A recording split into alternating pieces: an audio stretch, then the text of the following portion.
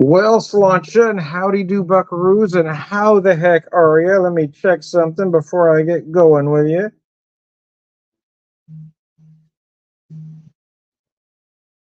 Bear with me here. Trying to check something here real quick. Yeah, let me get that fixed.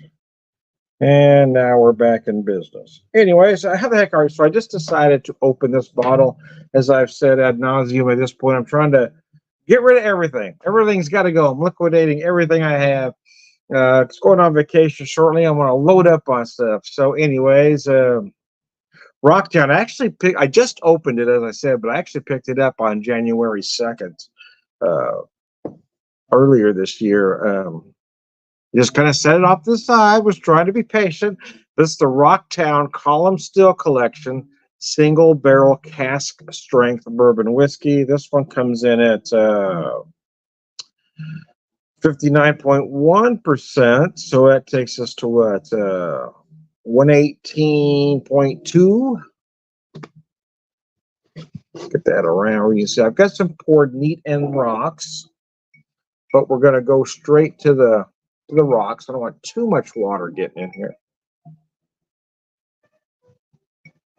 Oh, I just realized I forgot to do something, though. Yeah, bear with me. I meant to do this before I started, but I got running behind. I was ahead, then I was behind. Anyways, bear with me. Let's see if I can make this work.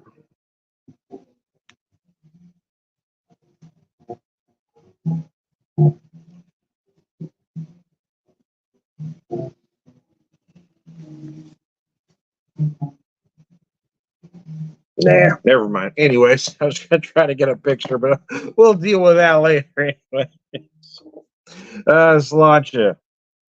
I like Rocktown products. Unfortunately, one of my favorite things that they made many years ago, shortly after they opened, I think, was their hickory smoke whiskey. And that thing was just gorgeous. I'm sad they don't do that anymore. But anyway, this one was aged 41 months, so it's just shy of 4 years. It's a young bourbon, crafted with hometown pride. Rocktown showcases the best of the natural state, column distilled with Arkansas corn, wheat, and Bardstown Bourbon Company, and wheat at Bardstown. Oh, okay. It was distilled at Bardstown, so it's not distilled. That was always Rocktown's thing, was they were makers, not fakers, and everything was distilled there. So I find it interesting that they have it aged at Bardstown. Anyway, not that's a bad thing. Bardstown makes some interesting products, but just pointing that out. This bourbon was then aged in downtown Little Rock. So there we go. I should have read the whole thing. Then aged it. So distilled. Okay, it was distilled at Bardstown, but aged in Little Rock. All right, got it.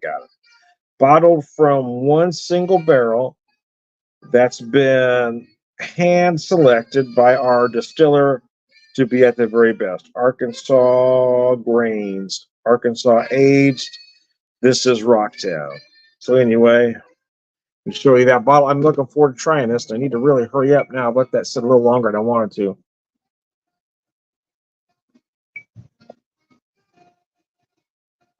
Oh, wow. That's nice, man.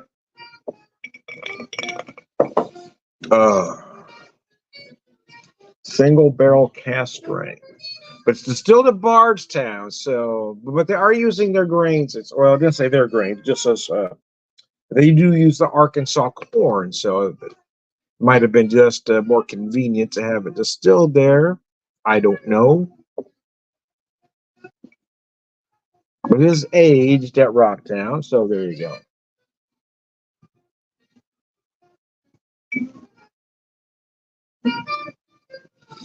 I'm right there at that sweet spot, I like to call it, when you get it just cold enough, just enough melt up to bring all those sugars to the surface. So I'm getting a fair amount of brown sugar because you feel some molasses. You might even get a tinge of maple in there as well.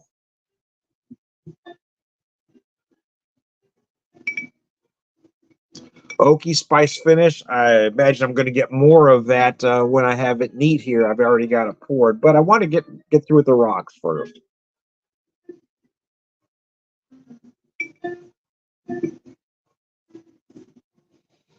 Going through the usual suspects, yes, there is a lot of vanilla running through this. Very, very much vanilla. Nice oak in the finish.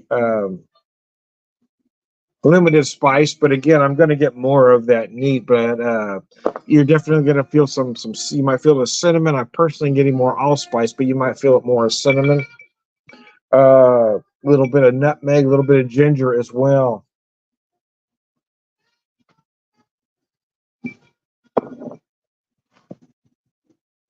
Uh,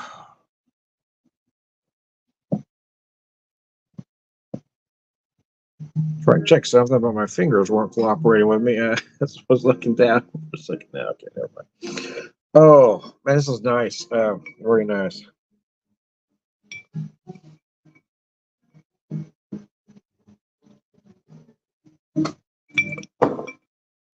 So after opening this now, I've still got a few open to finish, but I've only got one more unopened bottle left.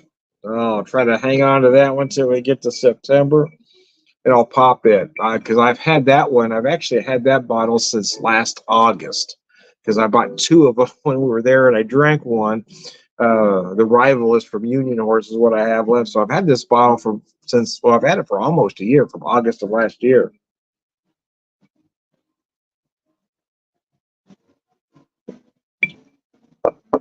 I mean, it's not like it was the only bottle I had. It was not a huge amount of willpower involved there. I've had other bottles, but I have let that one sit on the shelf for about a year now. Like I said, I bought this Rocktown back in January, so it's been there for a minute as well.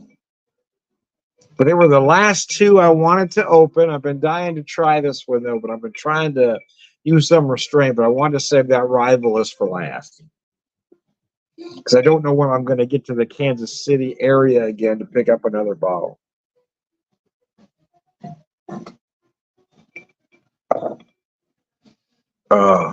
Finish this rocks up.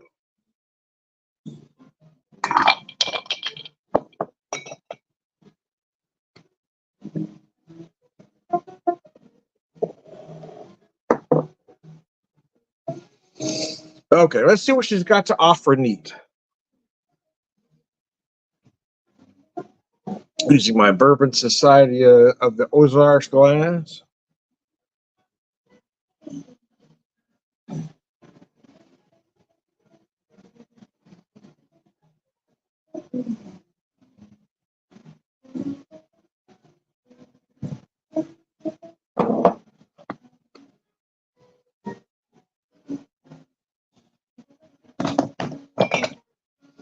Oh.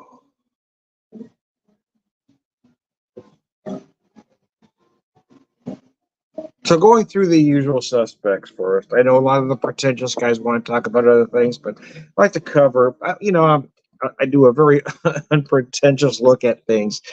You're going to find some vanilla. You're going to find some oak. But let me go over some other things now. I just want to get the obvious out of the way.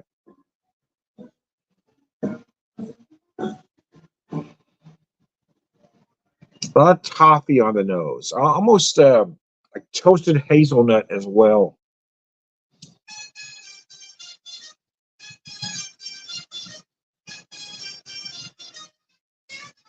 Mm.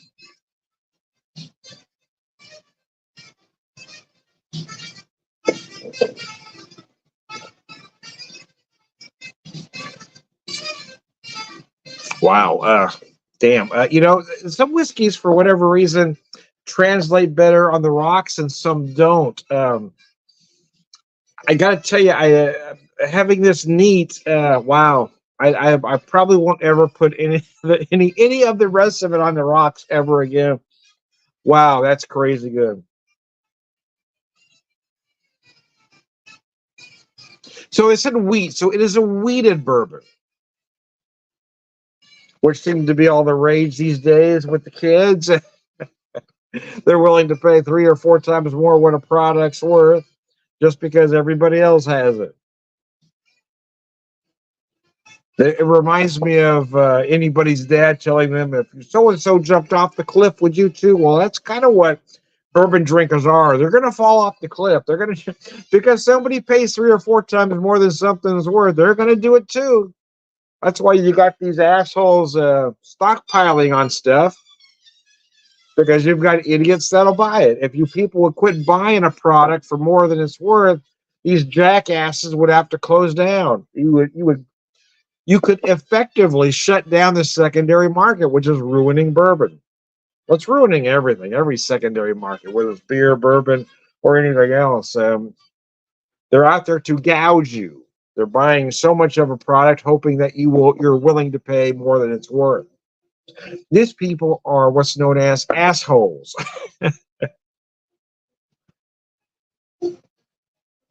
They'll tell you it's just capitalism. Well, and maybe so, but you're still an asshole for taking advantage of people.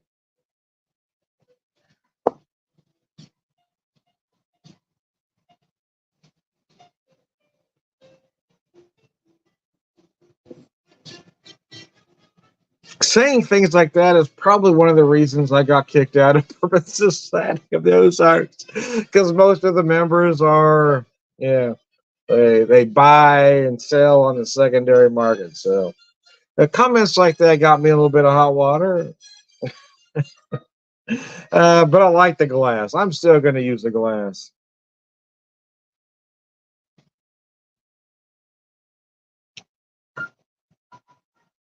A lot of sweetness going on here. Especially early on. I mentioned molasses. Or if I didn't, I should have. Brown sugar, molasses, a very dark brown sugar, because you feel those molasses notes. Toffee, a lot of toffee. Toffee is more on the nose, though. You really feel the toffee on the nose as you follow through with your drink. You're going to taste that. Again, that very dark brown sugar, the molasses, a little bit of maple as well near the finish. Right near the end, you really feel that maple. That oak comes into play as well as those spice notes. So I'm going to take another drink and try to really define those spice notes.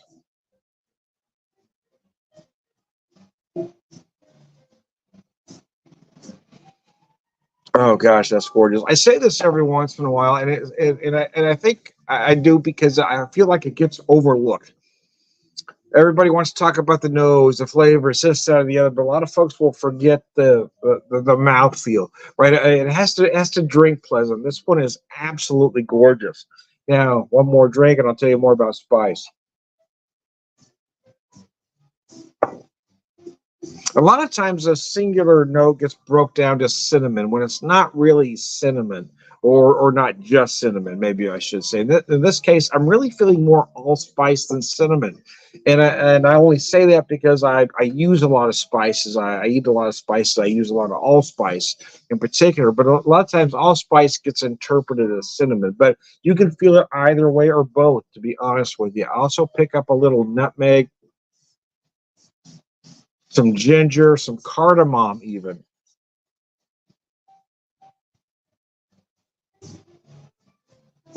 And I only say that because I really use a lot of spices, so I'm familiar with a lot of these flavors. And I tell folks you're only going to taste what you know. For instance, some may get a lot of dark fruits in a bourbon such as this. You might get date or fig, raisin, uh, overripe plum, dark cherry, but you're only going to taste the things you know, right? So I don't eat a lot of date and fig, so my mind's going to interpret it as something else. So if somebody tells you, well, you're going to get this, that, or the other, those things aren't in this product, so your brain is only going to interpret the flavors you know. So again, having gone way around the barn for that explanation, yeah, for me, I get a lot of very dark cherry. I get some raisin, some very dark, very overripe plum, and that's what's dominant for me as far as fruit notes. I mentioned toffee on the nose, and I was feeling more toffee on the nose and the flavor, but and that being true, I still get some of those light toasted hazelnut notes right near the end.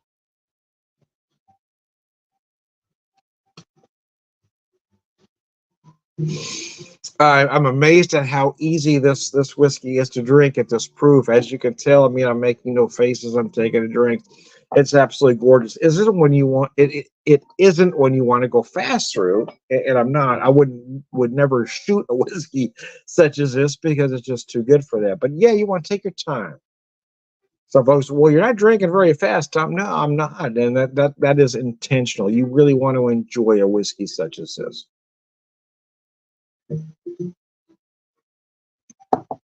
But I can't emphasize enough how much the viscosity, the mouthfeel comes into play. This is just such a pleasant whiskey to drink. It's just a touch on the chewy side, but just enough, right?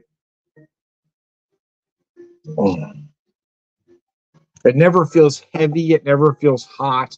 Rocktown, I love you guys, man. This is a great whiskey, man. Hopefully, I haven't been in that neck of the woods since 2014, so it's been over a decade. We kept meaning to get back, but things kept coming up. I would love to get back that way for a lot of reasons. A friend of mine just opened a brewery out there, so really would love to do that. But I know that's not going to happen until next year. But anyway, Rocktown, you guys are amazing. My hat's off to you. This whiskey is amazing, man.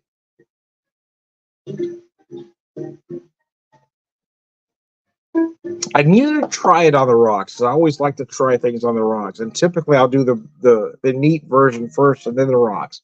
But I already had this poured to get a picture, so I had to drink it first. But I will tell you, it is good on the rocks if you like it that way. But boy, the flavors that I'm getting here, I'm never going to pour another drop on the rocks. I may have to try it in a cocktail out of curiosity.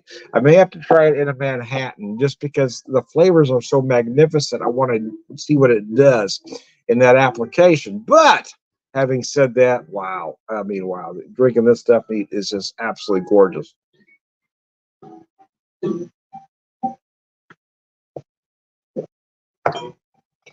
Oh, damn. Rocktown, that's delicious. Anyways, I am Tom the Whiskey Whisperer, Whiskey Evangelist, prolific whiskey drinker, prayer wisdom, and all around good guy. Cilantro.